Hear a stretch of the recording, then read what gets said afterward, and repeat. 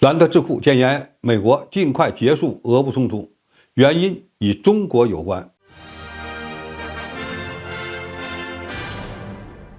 观众朋友，大家好，我是付彦创。在俄乌冲突持续僵持的背景下，西方开始向乌克兰提供以主战坦克为标志的进攻性武器。美国接着又宣布援助乌军射程超过150公里的陆基型小直径滑翔炸弹，未来还有可能向其提供战斗机。可以看出来，美国利用代理人战争与俄罗斯对决，希望不断消耗俄罗斯，使之变成一个二流国家。又因为俄罗斯是核大国，他们又怕将俄罗斯逼急了，最终搞得双方两败俱伤。所以白宫选择的是切香肠的方式，通过不断加码，让这场冲突长期化。美国想要的乌克兰战场结局，类似于前苏联和美国在阿富汗鏖战多年，最终在无法获胜的情况下撤军。但是美国推动乌克兰战场长期化，就一定是对自己最有利的吗？美国兰德公司最近给出了相反的答案。该智库近日发文称，俄乌冲突长期化对华盛顿而言无利可图，带来的风险很大。这里面包括：第一，核冲突的风险；二，人道主义灾难；三，能源和食品价格持续上涨；四，全球经济增长放缓对美国经济产生的影响；五，俄罗斯获得军事胜利的风险；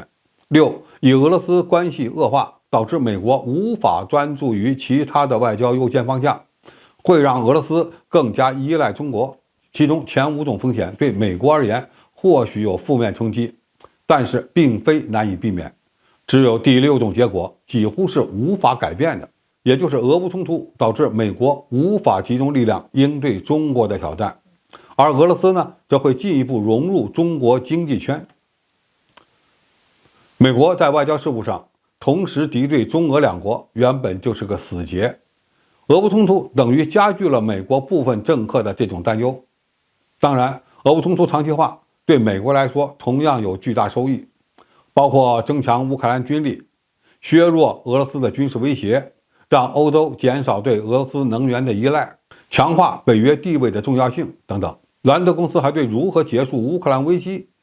给出了自己的方案。由于目前俄乌都没有和平谈判解决问题的意愿，这里我们就不重复他们的观点和建议了。现在的问题是，为了避免影响中美竞争的大局，美国政府真有尽快结束俄乌冲突的意愿吗？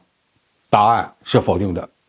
因为美国是否考虑结束俄乌冲突长期化的影响因素，既不是能源价格的变化，也不是全球经济发展，或者是人道主义灾难，甚至俄军会不会将乌军打残等等。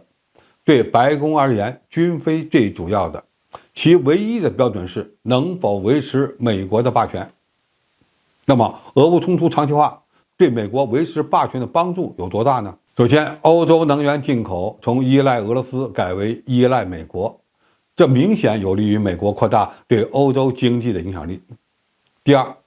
欧洲的能源价格上涨有可能导致制造业流向美国，这有助于美国复兴制造业的大战略，提升美国自身的竞争力。第三，强化北约地位，其成员国军费的上涨可帮助美国在军事安全上控制欧洲。第四，用一场代理人战争来消耗俄罗斯，将其打成一个二流国家，投入产出比对美国来说相当合算。第五，利用乌克兰危机拉拢西方国家，强化美国在意识形态领域的话语权，也有助于巩固美国在国际事务上的影响力。第六，由于俄乌冲突还方便美国推动新冷战，煽动部分欧洲国家敌视中国，推动芯片产业链与中国脱钩。中美竞争的核心并非军事实力之争，而是经济发展和高科技产业发展的竞争。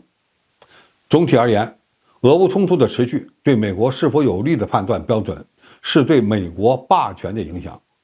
就目前的情况来看，这场冲突打得越久，美国获益就越多，使美国的霸权得以强化。这种局面对中国、对欧洲都是不利的，所以真心希望结束这场危机的是中国和欧洲。如果战争持续下去，美国仍然是最大的受益者之一。对此，我们应该有一个清醒的认识。所以，呼吁交战方俄罗斯与乌克兰实现停火，进行双边谈判，防止危机的扩大，才是正道。好，今天评述就在这里，谢谢大家收看，我们下期再见。